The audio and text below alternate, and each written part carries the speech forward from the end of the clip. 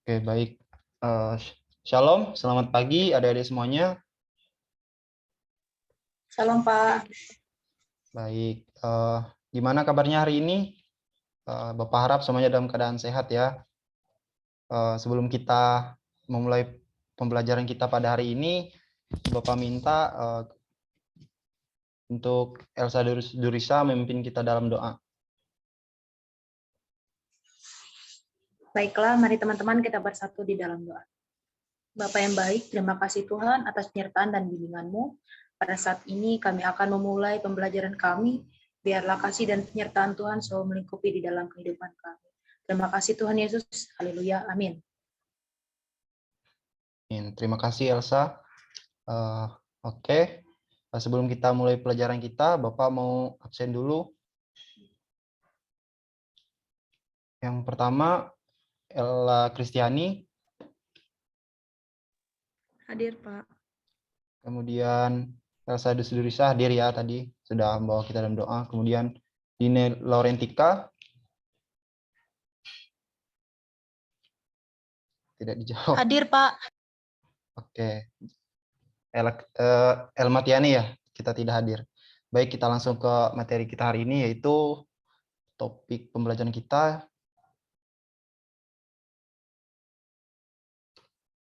Indahnya mengampuni. Ini menjadi dasar bahan kitabnya.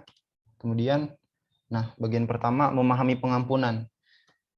Di sini mengampuni artinya kita memaafkan seseorang atas kesalahan yang dilakukannya dan tidak mengungkit kesalahan itu lagi. Nah, kalau kita pahami dan kita pelajari, ternyata pada kenyataannya cukup sulit untuk melakukannya. Mengapa? Nah, karena setiap orang memiliki sifat egois atau keakuan yang cenderung menempatkan dirinya sebagai orang yang paling benar, sedangkan orang lain selalu menjadi pihak yang salah. Betul tidak, adik-adik? Benar Pak. Ya. Kemudian mengapa begitu? Karena kita selalu tergoda untuk hanya melihat ke dalam diri kita sendiri.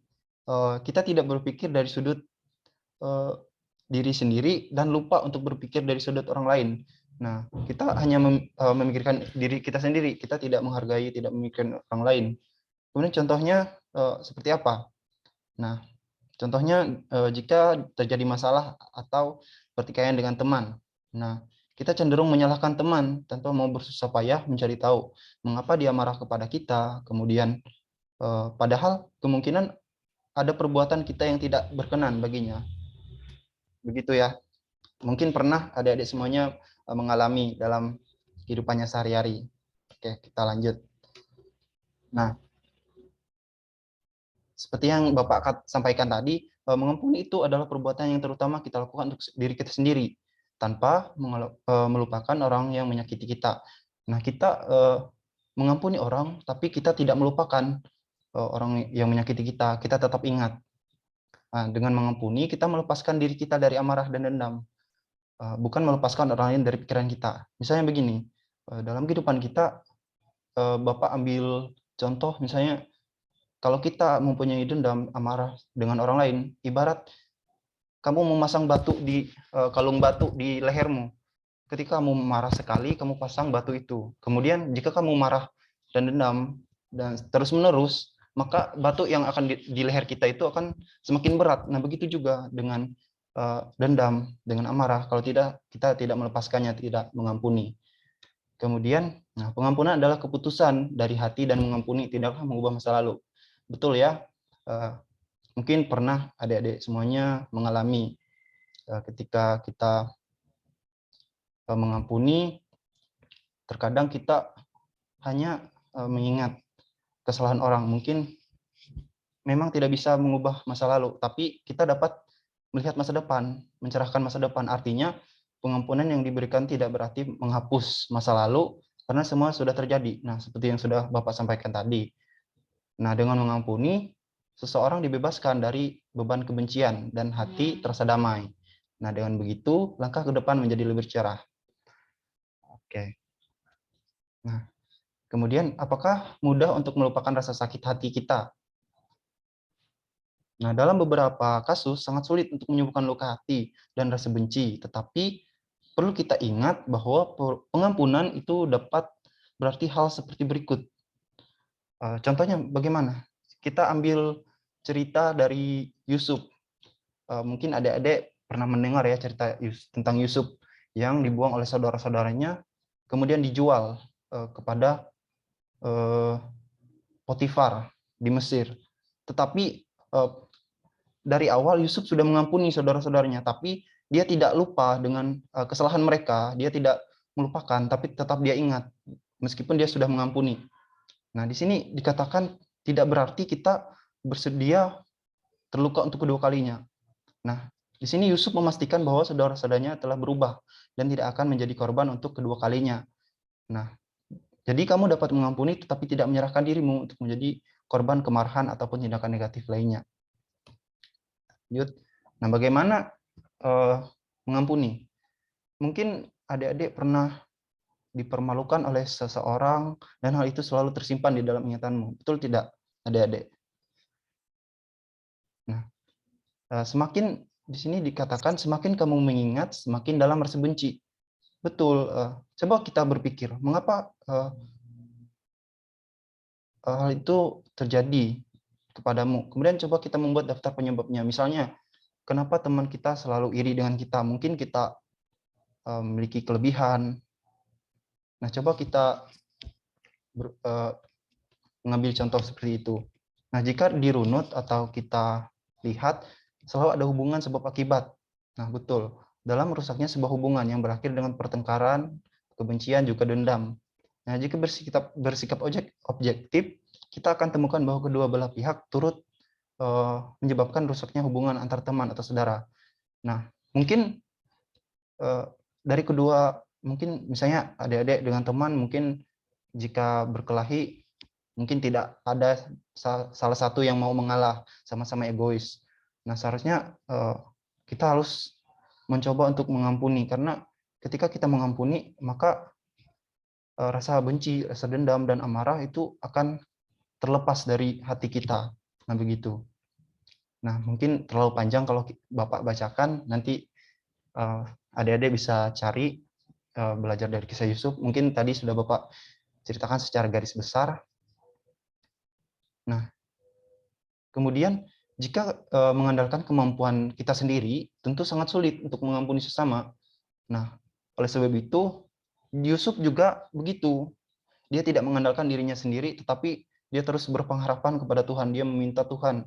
Dia berdoa kepada Tuhan agar dapat membantu, diberikan hikmat supaya dapat mengampuni saudara-saudaranya, dan juga memohon maaf kepada orang lain atas kesalahan. Misalnya, dia tidak lupa, tetapi dia membuat saudara-saudaranya menjadi tidak hanya menyesal, tetapi mereka juga merasakan apa yang dirasakan oleh Yusuf ketika dia dijual oleh saudara-saudaranya. Tapi Yusuf di situ mengajarkan kepada mereka supaya bagaimana mengampuni, begitu. Oke, nah di sini ada evaluasi.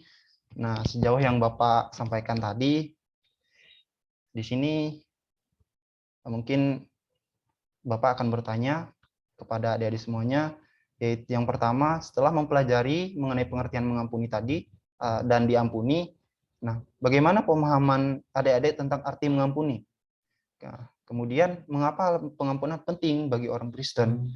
Apakah menurut adik-adik dalam hidup kita perlu mengampuni orang lain? Nah, sebaliknya, apakah kita juga membutuhkan pengampunan dari orang lain? Nah, mungkin yang mau menyampaikan pertama, Bapak silakan, atau Bapak tunjuk gimana? Oke, Bapak tunjuk saja ya. Untuk jawaban nomor 1, evaluasi nomor 1, bisa Ade Ella Kristiani untuk menjawab.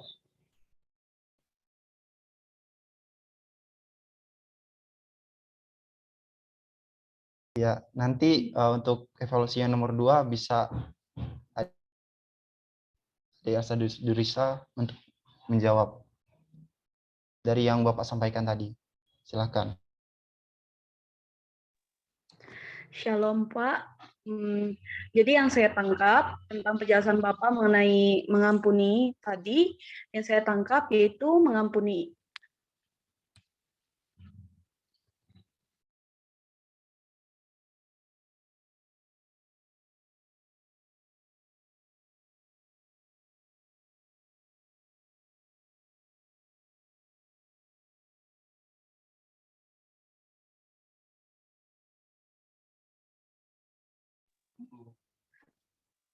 Shalom Pak. Maaf tadi ada kendala sedikit. Jadi saya ingin melanjutkan jawaban saya untuk jawaban yang pertama, yaitu tentang tadi apa arti pengertian mengampuni menurut pemahaman saya sendiri, yaitu setelah Bapak jelaskan tadi, menurut saya mengampuni yaitu berarti memaafkan. Dan yang Bapak tadi jelaskan yaitu mengampuni, mungkin kita tidak bisa melupakan apa yang orang lain perbuat. Misalnya orang tersebut melukai hati kita atau ada perbuatan yang dia lakukan, itu rasanya tidak bisa kita ampuni. Tetapi alangkah baiknya jika kita memaafkannya meskipun kita tidak melupakannya sepenuhnya. Jadi menurut saya mengampuni itu yaitu kita harus bisa memaafkan sesama kita, siapapun yang melukai kita. Begitu Pak.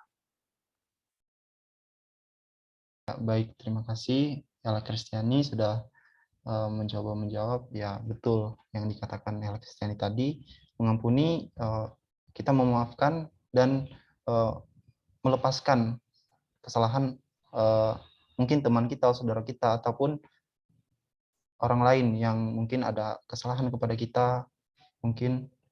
Jadi kita belajar dari ada banyak tokoh-tokoh dalam Alkitab yang mengajarkan kita untuk mengampuni.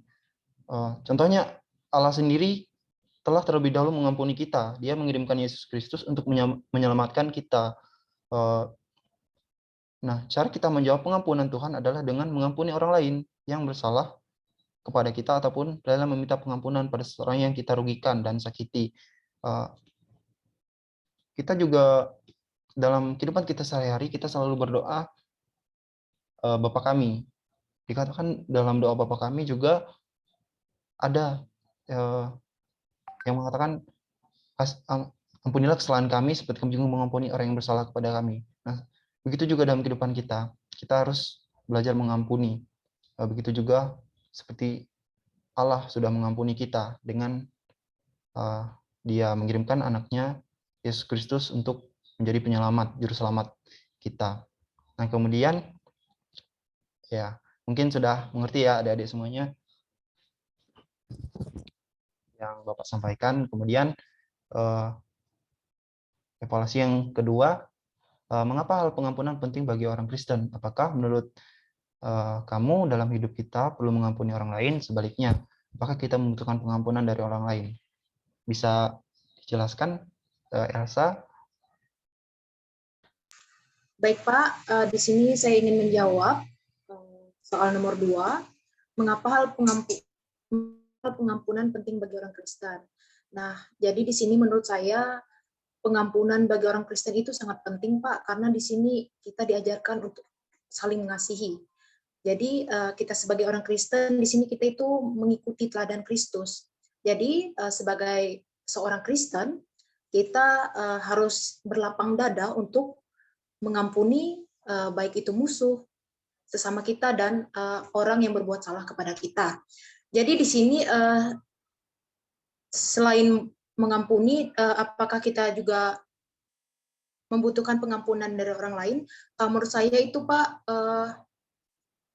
itu sih hal yang wajar. Mungkin kalau dilihat apakah kita membutuhkannya itu mungkin juga tidak Pak, karena di sini mengampuni itu kan kita harus melepaskan, atau kita juga harus menerima, kita juga harus melepaskan masa lalu, bahwa ketika kita mengampuni ataupun orang yang mau mengampuni kita itu dengan hati yang sabar atau mengikhlaskan segala sesuatu. Jadi di sini menurut saya ketika kita mengampuni orang lain itu mungkin adalah hal yang wajar, Dan karena kita sebagai orang Kristen itu harus mengikhlaskan segala sesuatunya. Seperti yang tertulis di dalam Alkitab, jika ada orang yang menampar pipi kirimu, berikanlah pipi kananmu. Mungkin itu saja, Pak. Terima kasih. Iya, bagus sekali Elsa. Terima kasih atas jawabannya. Iya, betul sekali Elsa. Seperti yang Bapak sampaikan tadi, seperti dalam doa Bapa kami, ketika kita mengampuni, maka otomatis itu sudah menjadi dasar iman Kristen, bahwa mengampuni adalah sudah menjadi bagian dalam kehidupan orang-orang percaya, begitu. Ya, bagaimana Dini? Apakah mau menanggapi atau menjawab? Silakan. Atau paham? Ya. Mengingat waktu kita juga sudah terbatas, Bapak rasa sampai di sini pertemuan pembelajaran kita.